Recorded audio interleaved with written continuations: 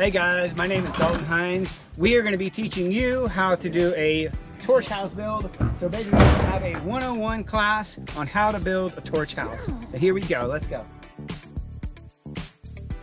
Welcome to 101 torch house build. The first thing we're going to do this morning, we're going to check out all of our tools. We have 2 chainsaws, gas, chainsaw oil, 3/4 of a bucket of roofing nails, at least half a bucket of nails for our siding boards, 6-inch nails, which 3/4 inch, a third full there as well. We also have 4-inch nails, which this is a little bit overkill. We have a lot of nails here, but we're gonna take our 4-inch nails as well. 10 to 15 hammers, depending on how many builders you have. This is optional, it's not required, but this does make your windows and doors go a lot smoother and a lot cleaner. As you'll be able to see, when you get hinges, they come with some nails. You will need 4 levels like this, 3 tape measures.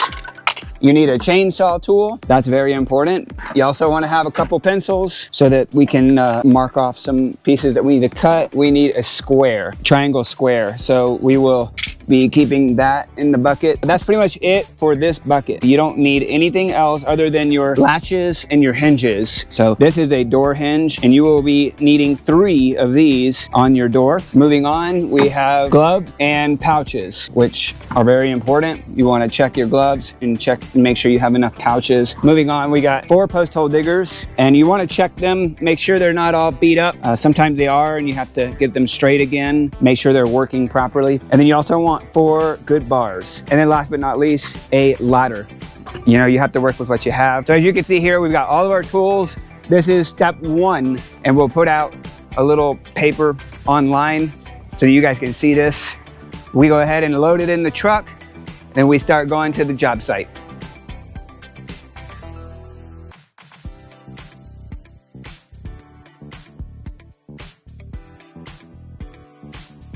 First step, when you get to the site, you want to take a good look at the plan of the layout. So right now, this is the space that we have to work with. We want to think about the space that we have, and then as soon as we decide where we're going to build the house, we're going to be just basically squaring it off here in a few minutes. We're going to figure out what side the door is going to go on and what side the window is going to go on, what side is the high side and what side is the low side, and then also which is our last wall. So it's very important to do all of this in the pre-inspection for the planning of the build so that you guys don't have a bunch of moving around when you don't need to do, that kind of thing. So right now we're gonna go ahead and start prepping our holes and measuring out these square and make sure it's good to go. So okay guys, you guys can see here, if we're doing a diagonal for our post, we are gonna make sure our nail is at 272 for the diagonal. And then all the sides should have 16 feet. This is important, but I want you guys to see something. The corner of this house is supposed to look like this. So if you guys just kind of have an idea, our post is gonna go right here. Something in this nature, which means our hole is gonna look like this. All the way around. I'll say at least, you know, like a 1-foot hole all the way around this area. And this is important because when we have our post in the ground, depending on the level of the land and the layout, we may have to move this post this way a little bit or this way, just depending on the layout of the slope.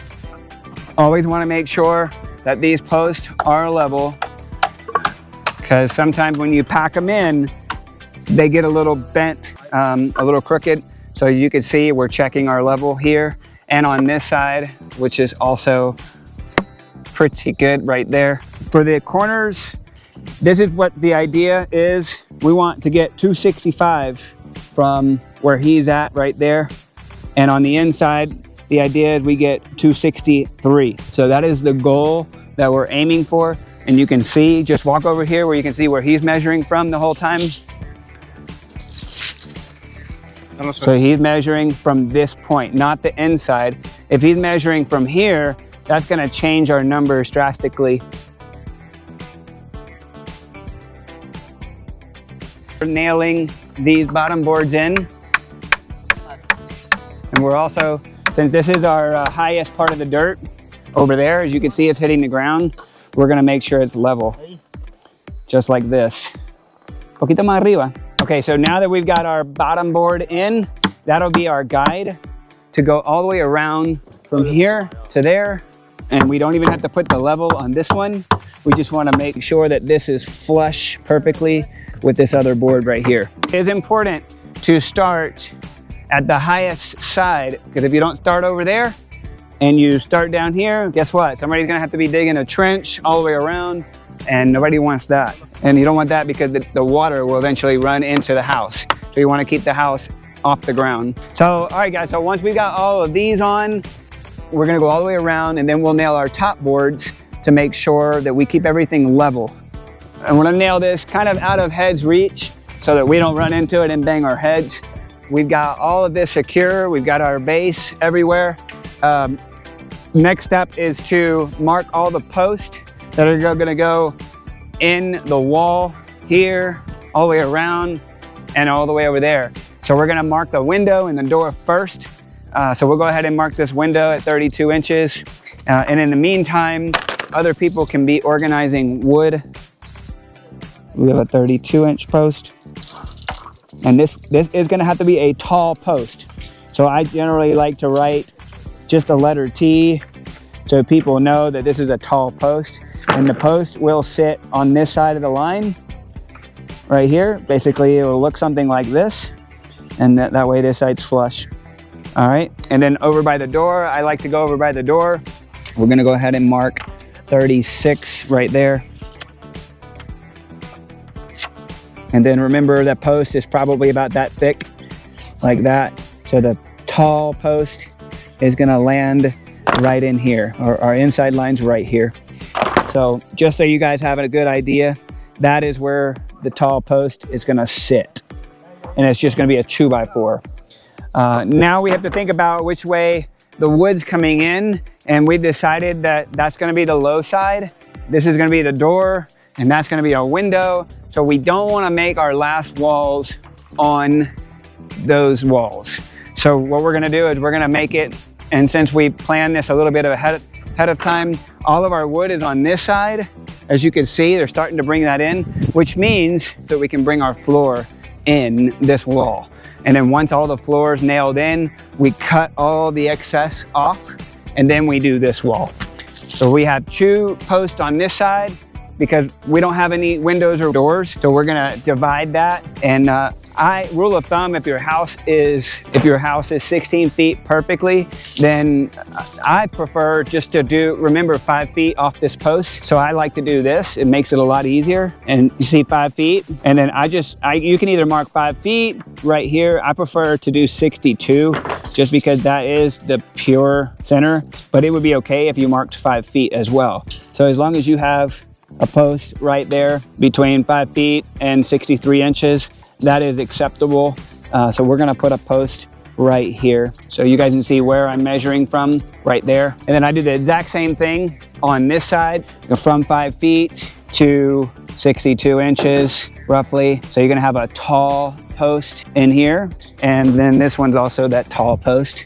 So we're gonna write a T so that people can see that this needs to be a deeper hole. Now that those are marked, there will be other smaller posts that will go in here as well. So I like to take the difference of these, which is 5 feet, so 20, so that's about 30 inches. So we're gonna mark 30 inches right here.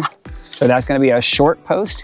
And then we're gonna mark this one also at 30 inches. And then we've got one in the middle of here. And this is also 5 feet. So we're gonna mark it at 30. So we're gonna do that right here. And this is also a short post. 2 rafters, 3, 4, 5, 6, 7 beams that are gonna be going across here. And we wanna basically mimic that over here on this side. So we have 30 inches, give or take. This is a tall post, and I'll tell you why. Because we need 3 posts. Oops. We need 3 tall posts for our window wall.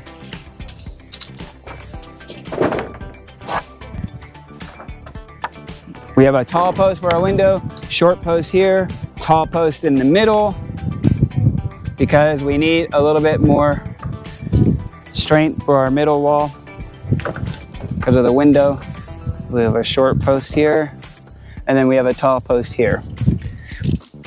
So at any point, if they decide to change the window, you could allow them to change it to the other side over here, because we have roughly 30 inches and it would just be a little bit of a smaller window.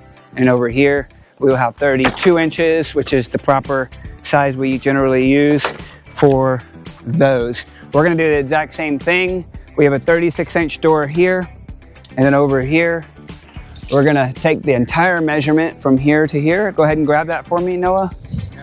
All right, so we're gonna measure this. We've got about 147, which means we're gonna be dividing that to where we have equal parts. We're gonna go right at 8 feet, which is the center of the house. And then over here, we'll do this one at 4 feet or 3.5, either way. As long as it's right in here, it will be acceptable. And then on the other side, we're gonna do 2 posts. And I think you guys already know where we put the 2 posts. If there's only 2, we'll go ahead and grab that right there. Generally, remember 5 feet is a kind of a trick that I remember. And on this side of 5 feet, which is the tall post.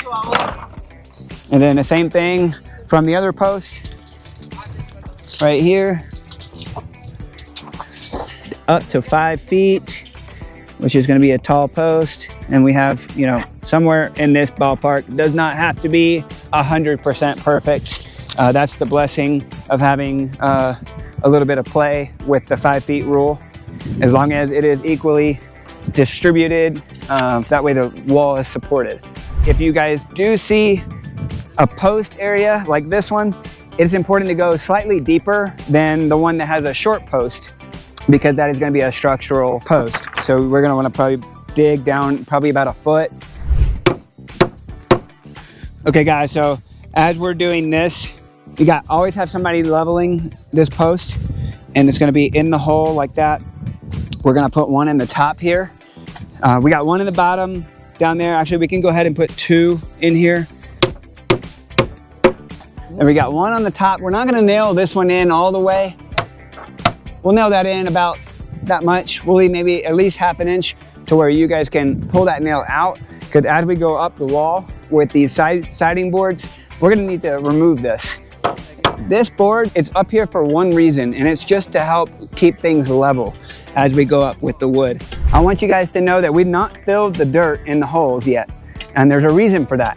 We go ahead and look down this line, and we notice maybe right here is not perfectly straight. So what we want to do is tap this and get it where it looks better. And hard to do that from where I'm at, but if we need to, we can always bump this like that, and then stick some, let's go check the line real quick with y'all. I would say that's about a 95% good line.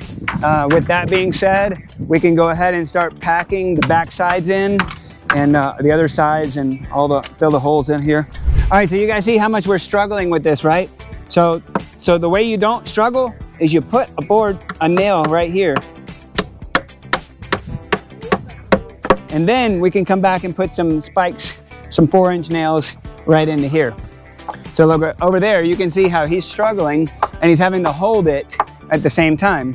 But if I go over here, cuidado, dame un momento, lo voy a ayudar. All right, so instead of struggling and trying to hold this at the same time, we're gonna put pressure with our leg on here and just give us a little guidance nail and hold it right there. And now he can work on this how he pleases. And so he'll start nailing that in.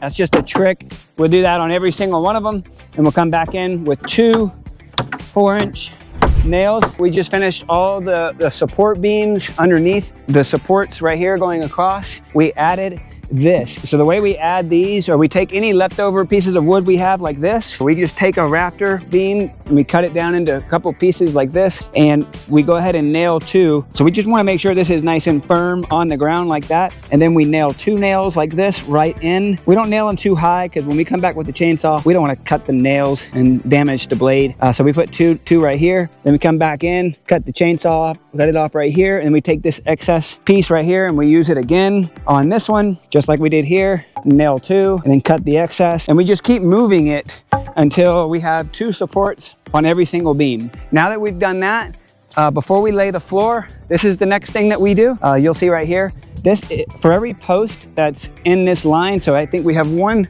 2, 3 of these posts, it's important to come back and put I guess you call it like a support for the wood that's going to be going across. So we add one of these on every support that's going this direction. So you'll see on that side we put one, and then to your left we also put another one on the other side, but it's just for the tall post because there's nothing there holding the siding board up when we go to lay the floor. So that is important to have. We have another one right here and another one, we need to put one more right there.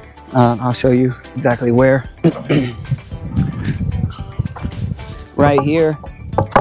So we just need a little piece to go right here. And I'll go ahead and actually there's a piece right there. So all these little scraps are useful to make it a little bit more strong, just like this. And we want it to be flush with this board, just like this one is over here. So we're gonna go ahead and nail these 2. We get a nail and a hammer. Just like that.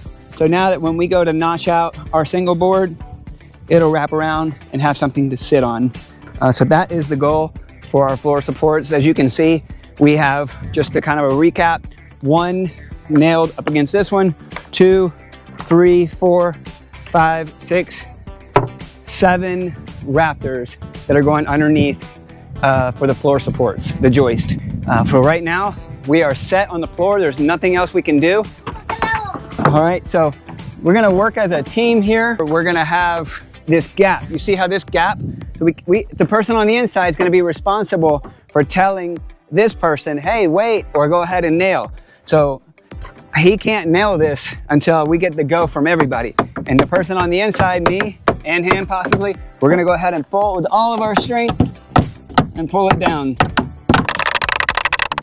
That is acceptable. Anything more than that, we'd probably like to get 2 people on it and try to pull it down. But this is good. This is our high side, so we're gonna go up 19 boards. And then on the low side over there, we're gonna do 16. And then on the sides, we're also gonna do 16, and then we're gonna add 3 more later to go for the diagonal cuts for the slope of the roof. This is our last wall, so we're not gonna do this wall yet until we finish the floor.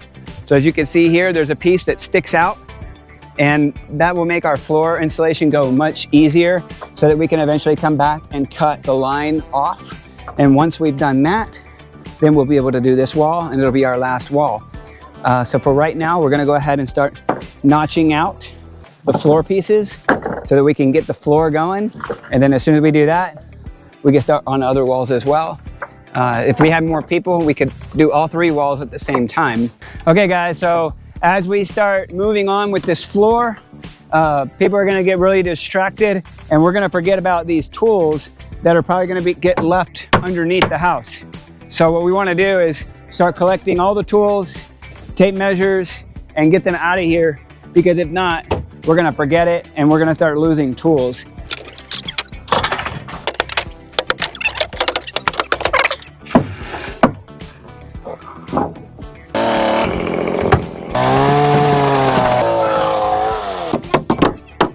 Okay guys, so we're here.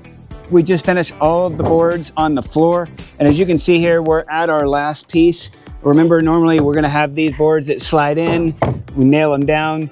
And then as you can see right here, the reason for that is we're gonna go ahead and cut them all off. And we're gonna cut this line off so we can put our last wall up. So now that we've got this last piece fixing to go in, we gotta make this little notch for this last piece to go right here. As soon as we cut that out, this will fit nice and snug, and then we come back in and cut all of those boards off, and we'll start our last wall. So that's the important thing.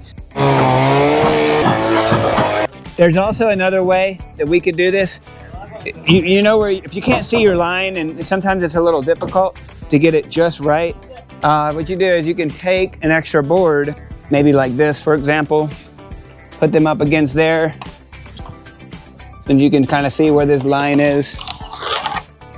And that way you have a guide so you know where to cut. And you can do the same thing here as well. You don't have to do this, but this does make it a little bit cleaner of a cut. And that way you're not running all over the place.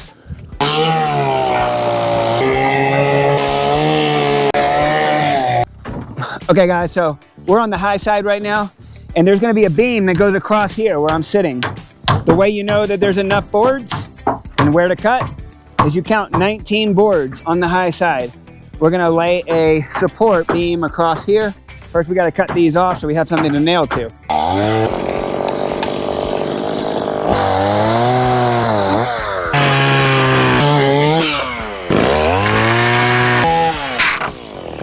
Now we're going over here on the low side.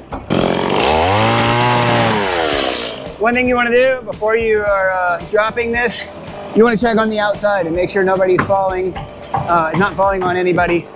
We want to check with our surroundings and make sure we're good. We got the green light.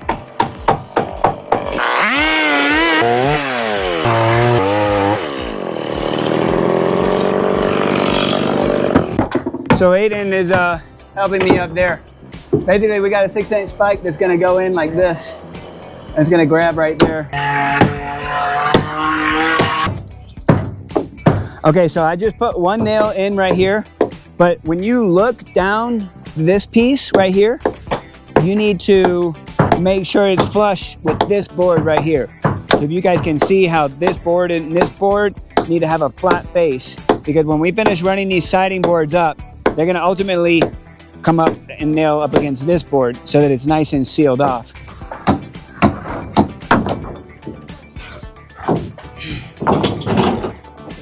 All right guys, so we are basically on the roof. As you can see, we did 7 rafters across our main beam right here, sitting on these.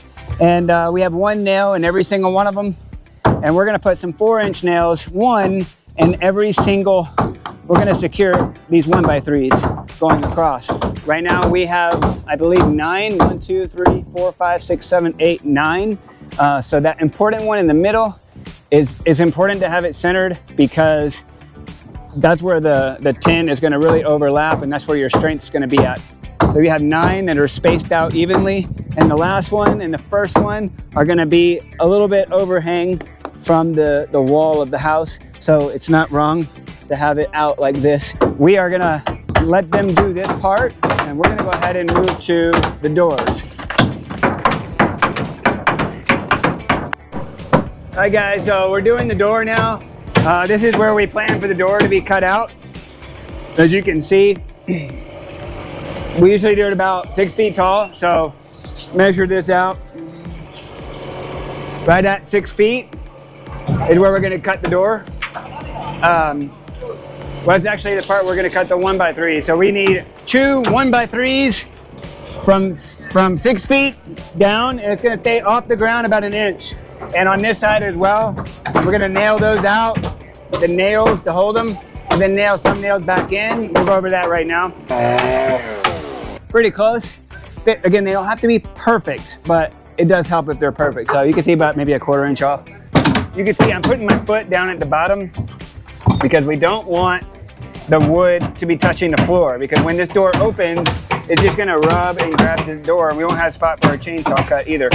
And I want to keep a blade distance in there for my chainsaw cut.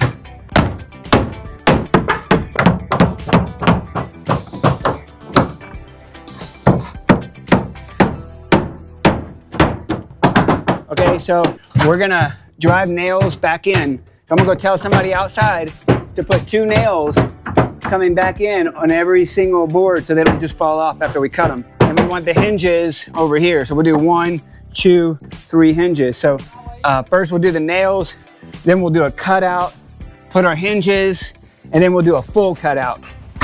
We got a lot of these bent over already. We're gonna come back and get the rest of them. Hey, voy a cortar. It's important that you notice this. A lot of people forget and don't even think about it, but you'll see that there's a cap right here where this side doesn't have one. And the reason for that is so that in case you're gonna pull the door apart, that little pin will slide out. So that pin's gotta be facing up. It'll be like that. We'll get one over here.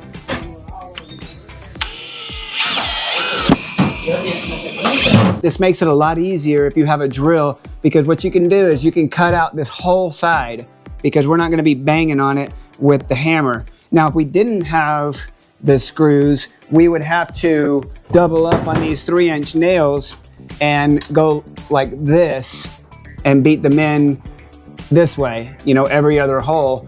And we would have to hold the screws in or hold the hinges in with 2 nails. We want the door to open inward towards the post. That way it's not opening into the middle of the house.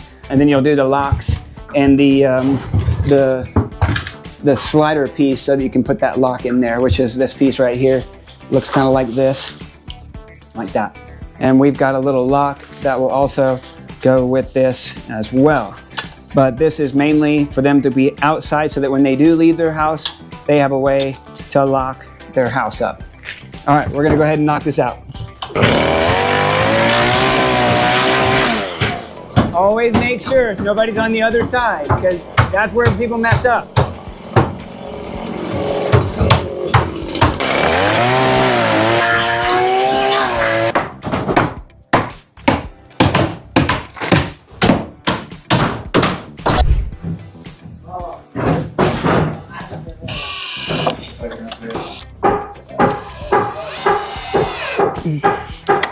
There it is.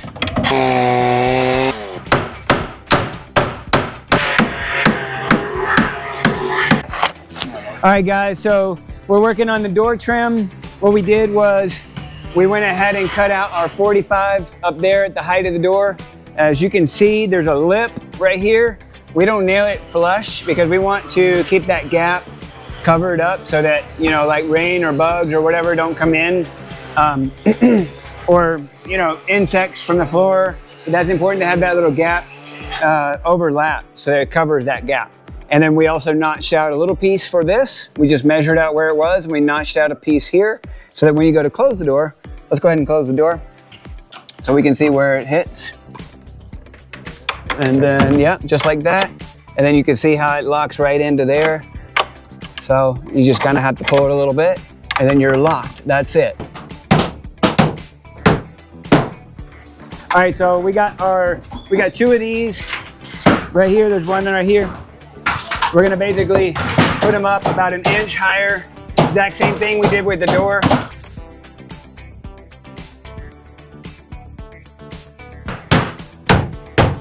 They're gonna bend those over. If it's the bottom one, you wanna bend it up. If it's the top one, you wanna bend that down. So now on the outside, same thing with the door. You can nail 2 back in on each board. So it'd be 2, 2, 2, 2, 2. Same thing on this side. All right, guys, we're going inside now. You'll see here where all the nails came through, and we just got to bend them right on over. So we're gonna go ahead and cut out, put the hinges on, and then come back out and cut out all both sides.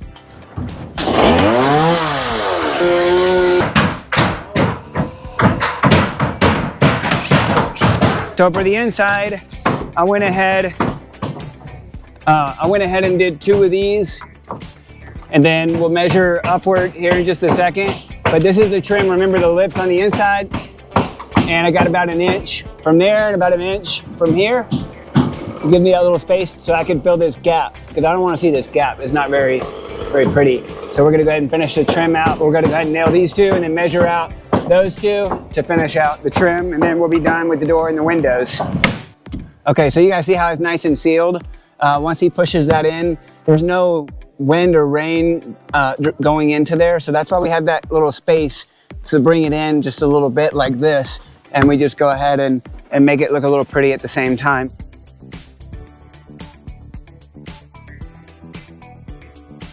And the tin, we need to go ahead and kind of show you guys how we ended up doing the tin. We're not gonna go on the top because there's usually only 3, max 4 people on the roof. But you guys saw when we were nailing these 1x3s in right here, it was important to get those all down.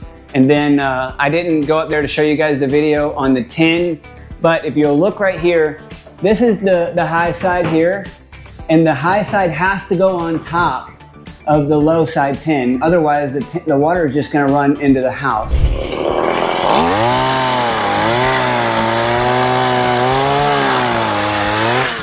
Okay guys, so we just finished the last part of the walls. Sometimes it's the last part of the project along with the trim of the doors. And you can see right there, he's got to nail in that last little section that we had to cut out. So there's 1, 2, 3 boards that are at the very top that we don't count in that first 16. So if you remember me saying the layout of the 16 boards on every side except for the high side, but really there's 19 on 3 walls. So you really want to go up 16 on the sides, and then you have those 3 extra boards for later, not right away. So as you can see, we've got those 3, so they wait just a little bit longer, and then when you nail those to fill in that gap right there, which is sometimes a little bit of an annoying part, but because it's high and you have to kind of wedge that in there. But that's probably one of the more difficult parts of the house because of just how late you have to, it's at the end of the project, and usually everybody's pretty worn out and they don't like thinking that much, but that's usually the last part of the house. As you can see, we just did this. Everything else is officially done. You can see the locks and everything are installed. This is the way we build houses. So if you guys have any questions, feel free to put it in the comments. I know that a lot of you are probably gonna be like, why didn't you do this or that? Thank you guys so much for watching. I hope you guys have enjoyed this video. And I hope that you guys can share this with the rest of your church and the people who are coming on your trip. And I think that if you guys are coming to Honduras, you guys are gonna have a blast making this house, because as soon as you finish one, it is a camaraderie feel, and you guys are never gonna wanna go back without building a house.